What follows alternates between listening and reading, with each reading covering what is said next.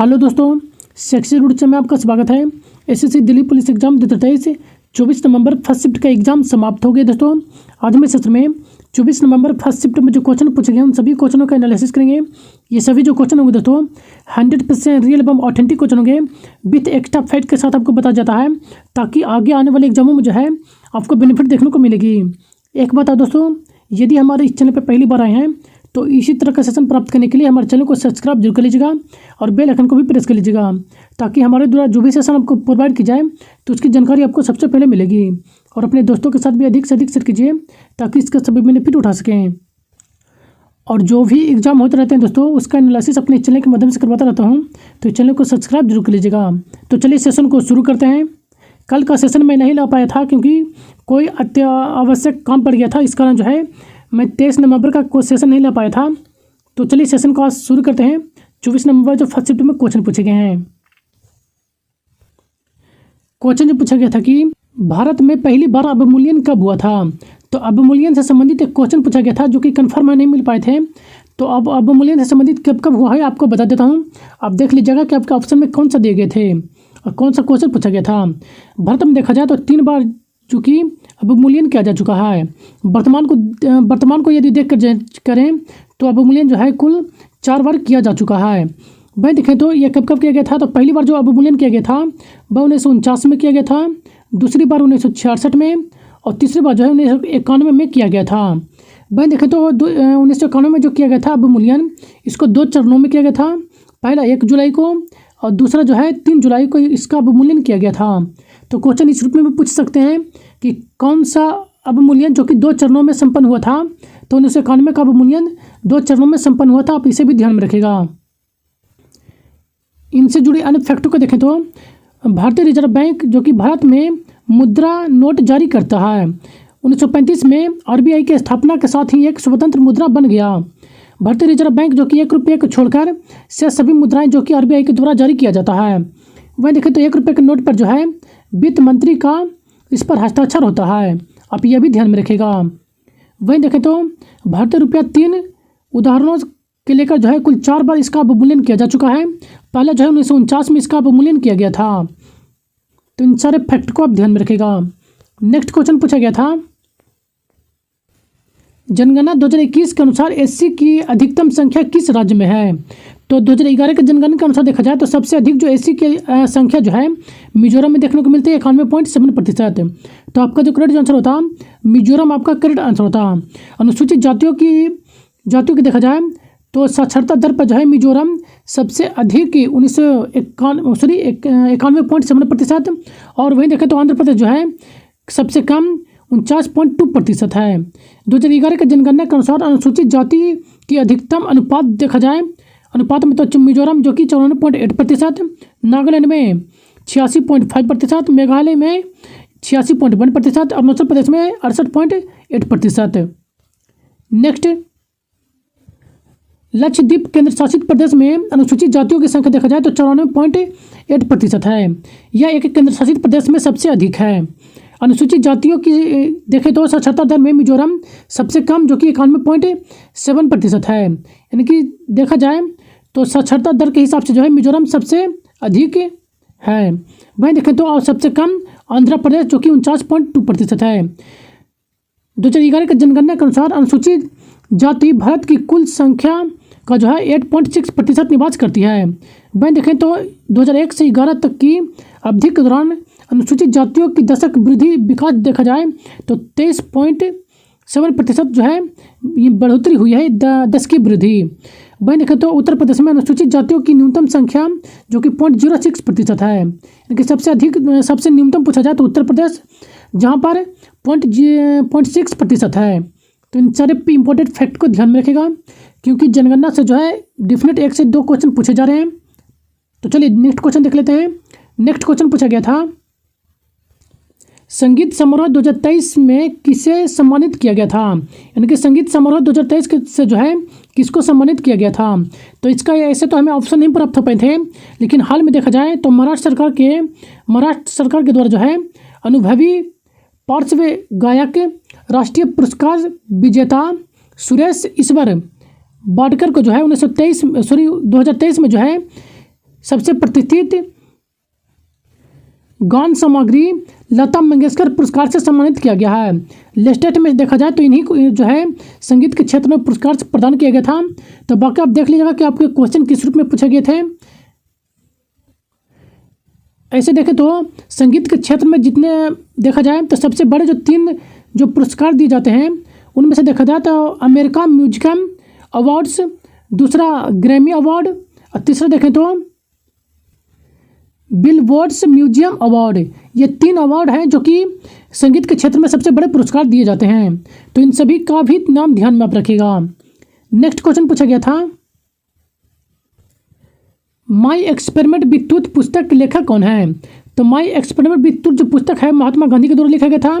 तो महात्मा गांधी आपका correct answer था।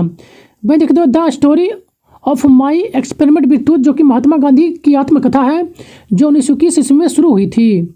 इनके जो है जीवन पर कवर करती है। भाई देखें तो यह साप्ताहिक किस्तों में जो है लिखा गया था। इसकी पत्रिका देखा जाए तो 1925 से 1929 तक प्रकाशित हुआ,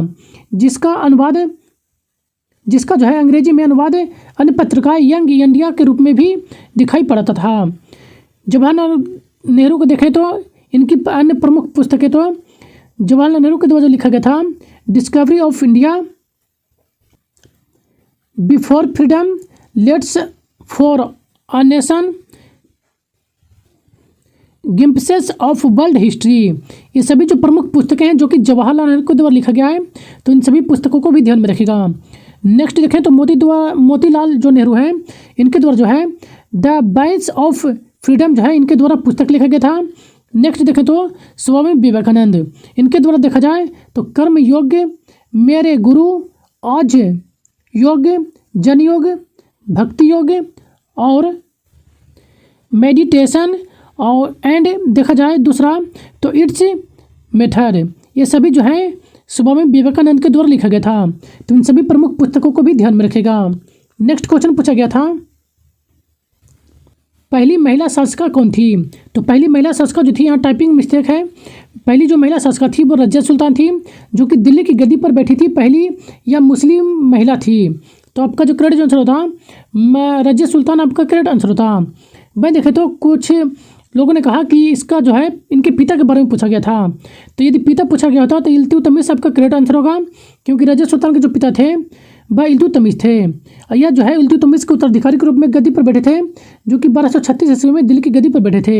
यह 10 अक्टूबर 1236 से लेकर यह 14 अक्टूबर 1240 तक रहे थे। मैंने देखे तो इनका पिता का नाम जो है इल्तुतमिश, जबकि इनकी माता का नाम जो है कुतुब बेगम है। और वहीं देखें तो रजिया सुल्तान जो कि मिलकर इख्तियार उल दिन अल्तुनिया से जो इन्होंने शादी किया था जो कि भटिंडा के गवर्नर थे। इनके भाई रजिया और अख्तियार इन दोनों को जो है बहराम शाह के सेनापति के द्वारा मरवा दिया जाता है। नेक्स्ट रजिया सुल्तान जो कि गुलाम वंश की एक शासिका थी। वहीं देखें तो इनसे संबंधित अन्य जो फैक्टों को देखें तो चांद बीबी जो कि एक भारतीय मुस्लिम संरक्षक के रूप में एवं योद्धा थी। चांद बीबी जो कि मुगल सम्राट अकबर के खिलाफ अहमदनगर का बचाव करने के लिए अपने जान पर खेली थी। इन्होंने देखा जाए तो बीजापुर में 1580 से लेकर 90 के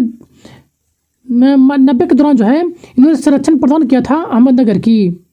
वर्तमान में जो कि महाराष्ट्र में है के रूप में विख्यात है। नेक्स्ट देखें तो झांसी की रानी लक्ष्मीबाई को जो कि मणिकर्णिका के नाम से भी जानते हैं। मणिकर्णिका जो कि लक्ष्मीबाई का नाम है। वहीं देखें तो लक्ष्मीबाई जो कि 1857 के विद्रोह में नेतृत्व किए थे और इनकी मृत्यु जो है 8 जून 1858 को हो जाता है। तो ये सभी प्रमुख महिला हैं जो कि शासिका के रूप में यानी कि योद्धा के रूप में लड़ी थी। तो इन सभी महिलाओं को नाम आप जरूर ध्यान में रखिएगा। नेक्स्ट क्वेश्चन पूछा गया था, फुल फॉर्म के रूप में पूछा गया था कि FII का फुल फॉर्म में जो है F का पूर्ण रूप क्या होता है? तो F का जो पूर्ण जो रूप जो होता है फॉरगन आपका करेक्ट आंसर होता है। F का जो अर्थ होता है वो फॉरगन होता है। ऐसे इसका पूर्ण रूप देखें तो फॉरगन इंस्टीट्यूशनल इन्वेस्टर होता है। तो इसका फुल फॉर्म भी आप ध्यान में रखिएगा। नेक्स्ट क्वेश्चन पूछा गया था कि कॉपी पेस्ट करने की शॉर्टकट की को लिखिए। तो कॉपी पेस्ट करने का शॉर्टकट की पूछा गया था।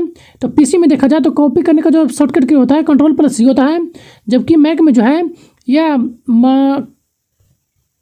मेनू+C होता है। तो आप इस देख लीजिएगा कि आपके जो क्वेश्चन है कौन सा पूछा गया था, पीसी का पूछा गया था या इसका पूछा गया था। भाई देखें तो चिपकाने का यानी कि जो कट करके जो हटाने का जो प्रोसेस होता है वह Ctrl+X होता है। तो आप इन्हें भी ध्यान में रखिएगा। नेक्स्ट क्वेश्चन पूछा गया था हिंदू मुस्लिम के अग्रदूत किसे कहते हैं। तो हिंदू मुस्लिम के अग्रदूत के रूप में जो है जिन्ना को कहते हैं। यह सरोजिनी नायडू के द्वारा बोला गया था। तो इनसे संबंधित फैक्ट को देख लेते हैं, आपको समझ में आ जाएगा। और क्वेश्चन किस रूप में पूछे गए थे आप देख लीजिएगा। जैसे कि दिसंबर 1916 में जो है ऑल इंडिया मुस्लिम लीग, दिसंबर 1916 में ऑल इंडिया मुस्लिम और कांग्रेस के जो है लखनऊ अधिवेशन में एक साथ मिले थे। और जिन्ना के अथक प्रयासों से जो है कांग्रेस पहली और आखिरी बार जो है अलग अलग निर्वाचन के लिए सहमत हुए थे। जिन्ना के इस अथक प्रयास से के सराहनीय जो कार्य किया गया था जिन्ना के द्वारा, इसी से प्रेरित होकर जो है सरोजिनी नायडू ने इन्हें जो है हिंदू मुस्लिम एकता का राजदूत के रूप में उपाधि प्रदान की। वहीं देखें तो मोहम्मद अली जिन्ना ने जो है पहले जो है राजनीतिक जीवन की शुरुआती वर्षों में देखा जाए तो हिंदू मुस्लिम के एकता का वकालत भी किए थे। गोपाल कृष्ण गोखले ने कहा कि जिन्ना में सच्चा समाज है और सभी संप्रदायी पूर्णग्रह में व्यक्ति इन्हें हिंदू मुस्लिम एकता का सर्वश्रेष्ठ राजदूत मानती है। यह जो वाक्य है यह गोपाल कृष्ण गोखले के द्वारा कहा गया था। तो इन शब्दों को भी ध्यान में रखेगा। कई बार जो है महत्वपूर्ण व्यक्तियों के द्वारा जो है कुछ वाक्य जो बोले जाते हैं वो भी क्वेश्चन में पूछ लिए जाते हैं डायरेक्ट। तो आप इन्हें भी ध्यान में रखिएगा। चलिए नेक्स्ट क्वेश्चन देख लेते हैं। नेक्स्ट क्वेश्चन पूछा गया था भीमराव अंबेडकर कौन सा धर्म मानते थे। तो भीमराव अंबेडकर जो कि हिंदू से बौद्ध धर्म को मानने लगे थे, तो बौद्ध धर्म आपका करेक्ट आंसर होता। वहीं देखो तो 14 अक्टूबर 1956 को जो है भीमराव अंबेडकर ने लगभग 3.6 लाख करोड़ शरणार्थियों के द्वारा जो है यह हिंदू धर्म छोड़कर बौद्ध धर्म को अपनाए थे। ये कब अपनाए थे तो 14 अक्टूबर 1956। ये तिथि भी ध्यान में रखेगा। वहीं देखें तो इनका जन्म जो है मध्य प्रदेश के महू में हुआ था 14 अप्रैल 1891 को। वहीं देखें तो इनकी मृत्यु 6 दिसंबर 1956 को दिल्ली में हो गई थी। तो इन फैक्ट को भी ध्यान में रखेगा। नेक्स्ट क्वेश्चन पूछा गया था मौलिक अधिकार से संबंधित क्वेश्चन पूछे गए थे। 2 से 3 क्वेश्चन। तो मौलिक अधिकार से संबंधित जितने भी इंपॉर्टेंट फैक्ट हैं आपको कवर करवा देता हूँ, जो भी इंपॉर्टेंट फैक्ट हैं, और इन्हें आप जरूर ध्यान में रखिएगा क्योंकि मौलिक अधिकार से संबंधित जितने भी फैक्ट हैं जो इंपॉर्टेंट 1 से 2 क्वेश्चन देखने को मिल रहे हैं, तो आप इन्हें कवर करके जरूर जाइएगा, जिनका भी आने वाले एग्जामों में आने वाले शिफ्टों में जो है एग्जाम है। चलिए इनको देख लेते हैं। जैसे कि भारतीय संविधान में देखा जाए तो भाग 3 में मौलिक अधिकार का उल्लेख किया गया है। यह जो है यह देखा जाए तो मूल रूप से यह भारतीयों को मौलिक अधिकार प्रदान किया गया है जो कि 7 थे। जिस समय मौलिक अधिकार लागू हुआ था उस समय जो है कुल मौलिक अधिकारों की संख्या 7 थी, लेकिन इसके कुछ समय के बाद जो है 1978 में 44वें संविधान संशोधन के द्वारा जो है संपत्ति के अधिकार को मौलिक अधिकार से यानी कि 31 से हटाकर इसे जो है कानूनी अधिकार भाग 12 में कर रख दिया गया। अनुच्छेद 301 के तहत कानूनी अधिकार बना दिया गया। यानी कि मौलिक अधिकार को जो है संपत्ति के अधिकार को मौलिक अधिकार से हटाकर 300 के ए में रख दिया गया और भाग 12 में रख कर दिया गया था। वहीं देखें तो अब उसके बाद जो है कुल 6 मौलिक अधिकार बच गए। ये जो 6 जो मौलिक अधिकार हैं, समानता का अधिकार जिसका उल्लेख अनुच्छेद 14 से लेकर 18 तक किया गया है, स्वतंत्रता का अधिकार 19 से 22, शोषण के विरुद्ध अधिकार 23-24 जो कि क्वेश्चन में जो है अनुच्छेद 23-24 ही पूछा गया था। चलिए इसको आगे देख लेंगे। नेक्स्ट जो है धार्मिक स्वतंत्रता का अधिकार जिसका वर्णन अनुच्छेद 25 से 28 तक किया गया है, संस्कृति और शिक्षा का अधिकार 29-30 और संवैधानिक उपचारों का अधिकार अनुच्छेद 32। यह मिस्टेक हो गया है। चलिए आगे देख लेते हैं। ये जितने भी इंपॉर्टेंट अनुच्छेद हैं वो आपको कवर करवा दिया गया है, तो आप इन्हें एक बार वीडियो पॉज करके जरूर रीड कर लीजिएगा क्योंकि यहाँ से 1 से 2 क्वेश्चन डिफरेंट मिल रहे हैं। आपको बार बार कर रहा हूँ तो इसे आप जरूर कवर करके जाइएगा। जैसे कि पिछला जो एग्जाम में पूछा गया था अनुच्छेद 15 से क्वेश्चन पूछा गया था। चलिए नेक्स्ट देख लेते हैं। नेक्स्ट 19, अनुच्छेद 19 और अनुच्छेद 20। अनुच्छेद में देखा जाए 19 में तो कुल इनके सब पार्टिकल हैं, तो आप इन्हें भी कवर जरूर करके जाइएगा। नेक्स्ट 21 और 21 का ये अनुच्छेद 22।